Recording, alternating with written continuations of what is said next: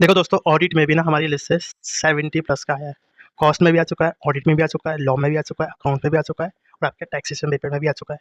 तो वही लिस्ट जो मैं आपको बताऊंगा, जो वीडियो में बताऊंगा, गारंटी देता हूँ कि आपके एफए में भी और एसए में भी 70 प्लस मार्क्स का हमारी लिस्ट से आएगा। वीडियो को पूरा देखना, पूरा समझना, कहीं भी डाउट लगे कमेंट करके, नहीं तो मुझे व्हाट्सएप पर पूछ सकते हैं। अब आपको मैं बताता हूँ, अब आपको पहले बताता हूँ फर्स्ट पॉइंट कि कॉस्ट और ऑडिट में 70 प्लस मार्क्स का हमारी लिस्ट से आया था। पेपर वॉज कुछ बच्चों को इजी लग सकता है, कुछ बच्चों को एवरेज, हाँ कुछ बच्चों को हो सकता है टफ भी लग सके, पर मैक्सिमम बच्चों को जो मुझे मिला है रिव्यू वो बोला इजी प्लस एवरेज। किसी को एवरेज लगा, किसी को इजी लगा, ठीक है। तो आपके दो पेपर ग्रुप टू में आसान आ चुके हैं या एवरेज आ चुके हैं। तो हाई चांस है कि आपका एफएम का पेपर टफ आ सकता है लॉ की तरह। ऑडिट करनी है, बहुत अच्छी बात है, मतलब ऑडिट का आएगा, अच्छी बात है। ऑडिट करनी है मतलब आप कॉस्ट में और ऑडिट में ऑलमोस्ट 50 50 प्लस 60 प्लस का उम्मीद कर सकते हो।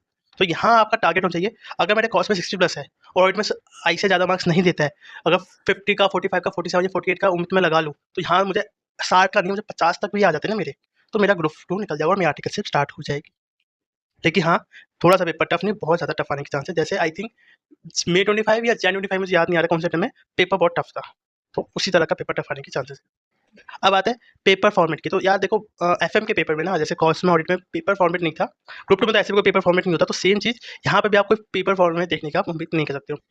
दूसरा क्या होता है, जो लास्ट क्वेश्चन होता है ना एफएम में, वो थ्योरी बेस्ड होता है, ठीक है। तो थ्योरी आप ऐसे ही पढ़ के जाते हो या पढ़ के भी जाओ तो कोई फायदा नहीं है, तो उसको इग्नोर करके जाते हो। जैसे आप उसको इग्नोर करके जाओगे तो आपको पूरा प्रैक्टिकल पार्ट करना पड़ेगा। तो इसीलिए एफए में सारे चैप्टर्स भी अपने आप इंपॉर्टेंट हो जाते हैं। बोलते हैं ना भाई, कौन से चैप्टर करके जाओ, देखो थ्योरी आप ऐसे ही छोड़ के जा रहे हो, तो सारे क्वेश्चन, सारे प्रैक्टिकल क्वेश्चन या प्रैक्टिकल चैप्टर्स आपके लिए इंपॉर्टेंट हो जाते हैं। अब आता है एमसीक्यू के लिए। देखो, एमसीक्यू में जरूर खेलेगा, तो उसके लिए मेंटली तैयार रहना। अब कहाँ से प्रैक्टिस करें, कैसे प्रैक्टिस करें, कोई भी एडिशनल क्वेश्चन प्रैक्टिस करनी होती है। जो आपने क्वेश्चन में क्वेश्चन देखा होगा, अगर उसी तरह से आ गया तो ठीक है, अगर टफ भी आता है, एमसीक्यू टफ भी आता है, तो जो आपने नॉर्मल प्रैक्टिकल क्वेश्चन सॉल्व किया ना, उससे आपका एमसीक्यू हो जाएगा, ठीक है। अब आता है रिवीजन सीक्वेंस कैसे होना है, बहुत सिंपल सा है। सबसे पहले आप लीवरेज खत्म करो, चैप्टर नंबर 6, फिर कैपिटल स्ट्रक्चर, फिर रेशियो एनालिसिस, फिर डिविडेंड डिसीजन, फिर कॉस्ट ऑफ कैपिटल। इस तरह से करोगे ना, तो आप आराम से एफएम को अच्छे से स्मूथली रिवाइज कर लोगे। जैसे लीवरेज बताया, कैपिटल स्ट्रक्चर बताया, रेशियो बताया, डिविडेंड, फिर कॉस्ट ऑफ कैपिटल, फिर आपके पास रिमेनिंग चैप्टर्स बच गए, कैपिटल बजटिंग और वर्किंग कैपिटल मैनेजमेंट। ये डिपेंड करता है, कुछ बच्चों को आता है, कुछ बच्चों को नहीं आता। ये ऑलमोस्ट सबको आता है। इन दो चैप्टर्स में बच्चों को बहुत दिक्कत होती है, ठीक है। तो पहले ये 5 चैप्टर से कर लेंगे, फिर टाइम मिला या मुझे अच्छे से आता है तो फिर ये 2 चैप्टर कर लेंगे, बड़े चैप्टर्स है। अब कई बच्चों को पहले एफएम को रिवाइज करे या एसएम को, डिपेंड करता है कि आपका स्ट्रॉन्ग पॉइंट क्या है। अगर आपका थ्योरी स्ट्रॉन्ग पॉइंट है तो एसएम को करो, प्रैक्टिकल स्ट्रॉन्ग पॉइंट है तो एफएम को करो, ठीक है।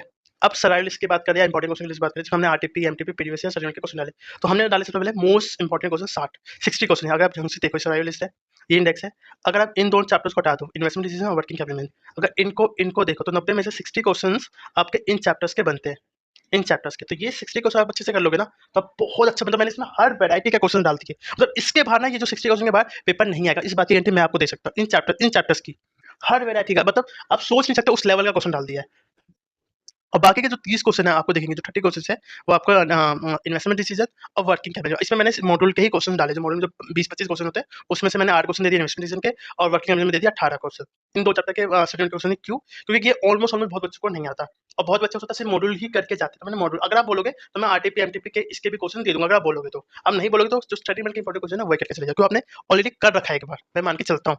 मान के चलो हमने ऑलरेडी कर रखा है, तो एक बार उसी को दोबारा रिवाइज कर लोगे तो सारे इंपॉर्टेंट कॉन्सेप्ट रिवाइज हो जाएंगे, तो कहीं ना कहीं आप इन दो चैप्टर के कॉन्सेप्ट को टैकल कर पाओगे, ठीक है।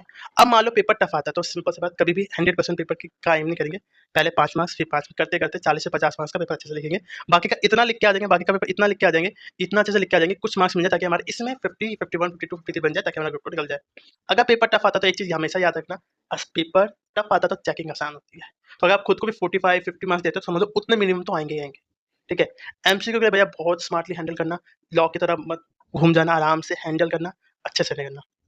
अगर आपका कॉस्ट में ऑलरेडी बहुत बच्चों का एग्जाम या तो 50 प्लस का काउंट अप बन रहा है, तो यहाँ पे पैनिक मत होना। सोचो यार, अगर कॉस्ट में 60 आ गए, ऑडी में 40 50 तक आ गए, तो मुझे मेरे 110 मार्क्स बन गए, तो मुझे 40 तो चाहिए। तो पैनिक मत करना, कुछ भी हो जाए पैनिक मत करना। कितना भी टफ है, टारगेट करना है 45 50 50 तक क्रॉस कर जाऊँ मैं, ताकि मेरा ग्रुप टू निकल जाए। अपने आप पे फेथ रखना, हमेशा फेथ रखना कि भगवान आपके साथ है और आप भी अपने साथ हो। जब भी एग्जाम में आपको लगे डर, तो हमेशा एक चीज़ याद रखना, मेरे अंदर भी रब, मेरे बाहर भी रब, मेरे अंदर भी रब, मेरे बाहर भी रब। दिल सच्चा तो फिक्र क्यों, अगर आपका दिल सच्चा और आपने मेहनत की है तो आपको घबराने की जरूरत नहीं। बस ये चीज़ फेथ रखिएगा, भगवान का नाम लीजिएगा, गारंटी कह रहा हूँ आपके एग्जाम या 50 प्लस जो भी आपका टारगेट है वो हो जाएगा, ठीक है। अब आता है फाइनल वर्ड। हमने 60 प्लस 30 क्वेश्चन में तो लगभग 90 क्वेश्चन बना दिए। इसमें 60 क्वेश्चन तो उन चैप्टर्स के, अगर वो कर लोगे हो 30 प्लस आपके मार्क्स आ जाएंगे। और एसएम में अगर आप एसएम की बात करें तो 42 सर्वाइवल क्वेश्चन की लिस्ट बनती है। एसएम का देखा जाता है, एसएम की अलग से वीडियो भी आ जाएगी, तो वो भी आप देख सकते हो। एसएम में टोटल आपके 42 क्वेश्चन है, चैप्टर वाइज है, एफएम में बता देता हूँ। एफएम में 90 क्वेश्चन, 90 में से 60 क्वेश्चन मैंने दे दिए, ये जो 5 इजी चैप्टर्स है, और 30 क्वेश्चन आपके मॉड्यूल के क्वेश्चन है। तो मॉड्यूल के क्वेश्चन आपने ऑलमोस्ट एक बार कर ही लिया होगा, तो जो आपको आपसे छूट गया हो या जो लगा यार इंपॉर्टेंट मैं छोड़ दिया, वो कर लेना ऊपर से, तो आपका आराम से हो जाएगा। और 4 से 5 घंटे में आराम से आपको सारी लिस्ट आराम से हो जाएगा, और इतने वैरायटी के क्वेश्चन दे दिए ना कि इसके बाहर पेपर नहीं आएगा एफएम का। ठीक है, तो एफएम की वीडियो, एसएम की वीडियो भी जल्दी आ जाएगी। ठीक है, अब आपको ये लिस्ट मिलेगी कैसे बताता हूँ। लिस्ट की प्राइसिंग क्या है, 400 रुपीज। ठीक है, मिलेगी कैसे, देखो वीडियो को लाइक करना है। लाइक के साथ ना एक सेक्शन आता है, आप देखोगे तो एक हाइप का सेक्शन आता है। आपकी वजह से मेरा जो यूट्यूब वाला है ना, मैं आपको दिखा भी देता हूँ। अच्छा, मैंने नेट ऑफ कर रखा है। अगर आप यूट्यूब के हाइप सेक्शन में जाओगे ना, 45 या 46 पे मेरी वीडियो दिखेगी ऑडिट वाली, तो इसको भी हाइप दे देना ताकि ये वीडियो भी हाइप सेक्शन में चली जाए। तो वीडियो को लाइक करेंगे, कमेंट करेंगे, याद रखना लाइक कमेंट, चैनल को सब्सक्राइब करेंगे, और इन तीनों का स्क्रीनशॉट मेरे व्हाट्सएप पे आप अपलोड कर दोगे, मेरे व्हाट्सएप नंबर पे 966710 में पिक कमेंट डाल भी दूंगा। ठीक है, इस नंबर पे लाइक का, कमेंट का, हाइप का और चैनल सब्सक्राइब का मुझे भेज देंगे, फिर आपको मैं पेमेंट दे दूंगा 400 रुपीज़ का।